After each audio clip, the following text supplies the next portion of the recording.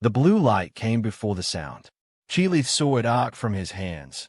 Two clean, branching lines of current that split the air and found the acid-brewed central mass before any of the palace guard had drawn a weapon. The creature screamed in a frequency she had never catalogued. Its armor did not burn. It dissolved. Not slowly, not with struggle. She stood 6 paces away, her quill still raised above the half-finished observation record, and she did not write a single word. She did not yet know what she was watching. 18 hours earlier, the salt air came through the upper windows of the coastal palace in long, deliberate waves. Cheelith had noted this in her records on arrival. The green filtered light through sea glass panes, the way it turned every surface the color of shallow water, the way it made even the stone walls seem alive with slow current. It was, she had written, an optimal environment for extended observation. Calm, controlled, predictable. She sat at her study table near the window. The feather quill rested between her fingers, not a tool for sentiment, but for precision. She had been assigned to document the human specimen for 6 months. She had filled 43 pages. She considered this thorough. She considered herself thorough in all things.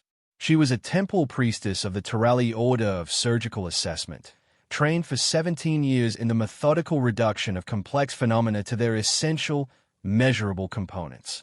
When something confused her, she wrote it down until it stopped being confusing. This had always worked.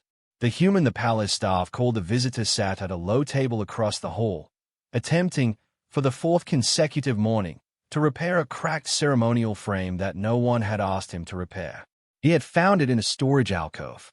He had acquired, from somewhere, the correct adhesive. He was working slowly and with obvious care, pressing the 2 halves together and holding them, waiting for the bond to set, his expression entirely absent of frustration. Cheelith observed this with clinical detachment. She noted patience. She noted unnecessary expenditure of effort. She noted, without particular interest, that his hands were careful. She had also noted, 2 weeks prior, that he had given his morning rations to a servant whose ration had been miscounted. He had gone hungry. She had written this down too, labeled it anomalous generosity, and moved forward. Sentiment was not her specialty. She was here to document, not to be moved. Her head remained fully extended from its shell, neck soft, posture open. This was her professional default. Terali priests of assessment were trained to observe without the physical tell of fear, without the involuntary retraction that lesser members of her species exhibited under stress. She was not afraid of the specimen. She was not afraid of anything here. She dipped the quill. The green light turned the ink to something almost luminous. He tried to learn the language of the Terali temple dialect. Cheelith had heard him practicing in the corridor. The vowel shapes were wrong. The tonal stress patterns were entirely unrecognizable. The compound honorifics he attempted would have translated, to any fluent speaker, as something between "my shell is very large" and "I am grateful for your bones." She had listened without intervening. She had written, in the margins of her record, "He tried to learn our language. The accent is terrible. The effort is noted." She did not write. It had made her pause mid-sentence. She did not write. She had stayed in the corridor longer than necessary to hear the rest of it. She filed these omissions as irrelevant to the specimen study. The dark human note she had added for herself, privately, read, "He snores." She had heard it through the wall of his guest chamber on the 3rd night. A sound like something structural shifting. Here is what the Temple Order does not teach about humans, and what Cheelith had not yet thought to include in 43 pages of observation. During sleep, the human body does not rest. The brain cycles through memory consolidation at an accelerated rate, rerouting physical memory into long-term muscle storage. The body practices what the mind experienced while the mind is technically absent. They become more dangerous overnight. They train while unconscious. She had been studying him for 6 months. She had not thought to include this. The quill scratched across the page. The green light moved with the sea swell outside. The frame across the hall was nearly repaired. Stay with this account. What happens next does not have a good translation in any language Cheelith has studied. The acid brood entered through the eastern sea gate. Not 1, not 3, The Advanced Scout's report had said containable incident. The Advanced Scout had not survived long enough to revise this assessment. Sheelith heard the first alarm tone and looked up from her records. Around her, palace staff moved with coordinated urgency, guards drawing weapons, attendants retreating to designated safe positions, the senior herald activating the structural barrier sequence in the correct order. Everyone was doing the correct thing. Everyone was moving. She looked across the hall. The visitor had set the repaired frame gently on the table. He stood now, entirely still, not frozen, not calculating, as she first assumed, just still, in the specific way that she had noted and not yet categorized in 43 pages of record. His eyes were already fixed on the eastern corridor.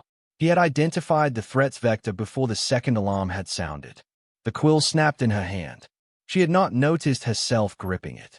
The lead brood unit came through the arch at full extension, 8 meters of acid-coated chitin, its secondary limbs folded against its thorax, its sensory array already oriented. These were not territorial creatures. They were not confused or provoked. This was a targeted incursion, and it was moving with the specific, unhurried momentum of something that had already calculated the outcome. The palace guard fired twice. Both shots reflected off the chitin armor and scored the stone above Cheelith's head. She registered this. She registered that the guard was retreating. She registered that 3 attendants had made it to the barrier alcove. His throat moved. One swallow. Then nothing. He walked toward it. Not ran. Walked, at an even pace, with his arms loose at his sides and his expression unchanged from the one he had worn while pressing adhesive into a crack in a ceremonial frame. The lead brood lowered its sensory array. It was reading him. It was, she understood, deciding whether something this small was worth altering its approach. It decided no. The current left his hands before she fully understood it was happening. Blue, not the soft blue-green of the sea glass windows. Something sharper, something that had no color equivalent in Terali visual classification. It was the blue of a thing that does not ask. It branched from both palms simultaneously, 2 arcs of bioelectric discharge at an output level that the palace's own barrier systems were not rated to survive, and it found the brood's central mass with the precision of something that had been aimed all along. Peeled the armor away. Not burned. Not cracked. The chitin came apart at the molecular seams, dissolving in a sound she would spend 3 weeks trying to describe accurately in her records, and eventually simply label wrong. The brood's internal structure followed. The creature, 8 meters of armored apex predator, was gone in the time it took her to process the first arc. The second and third brood units had entered behind it. He did not stop. Louder than the explosion, somehow. This is what she thought of in the fraction of a moment between arcs. The snoring through the wall. The sound of him sleeping, training, becoming more dangerous in the dark while she recorded his daytime behaviors and called herself thorough. She thought of 43 pages and none of them had included this. The second unit fell. The third fragmented before it reached the arch. He stood in the corridor. The smell of dissolved chitin and salt air was the same smell, briefly, as the sea through the windows. He was breathing harder now. His hands, still faintly luminous with residual charge, were open at his sides. Cheelith had retracted fully into her shell before she understood she had done it. Her head was locked. Her neck was hidden. Every physical instinct her species had spent 10,000 years developing had activated without her permission, and she was crouched behind her study table, and the feather quill, both halves of it, lay on the stone floor between them. He found her there. He knelt. His hands, still warm, found hers in the dark of the barrier alcove, and neither of them spoke for a long moment. "Don't thank me. Just don't let go." She did not let go. Later, when his breathing had evened and the residual light had faded from his skin, she would understand what the temple order had failed to teach her. The brain consolidates. The body remembers. The thing sleeping against her shoulder had spent every night rehearsing what she had just witnessed, and she had been in the next room, writing careful notes about his hands. The feather quill lay where it had fallen. She did not pick it up. "Is sleeping now. I haven't moved. I won't. Whatever you think you know about a thing you've been watching closely, Consider the possibility that it has been watching you back.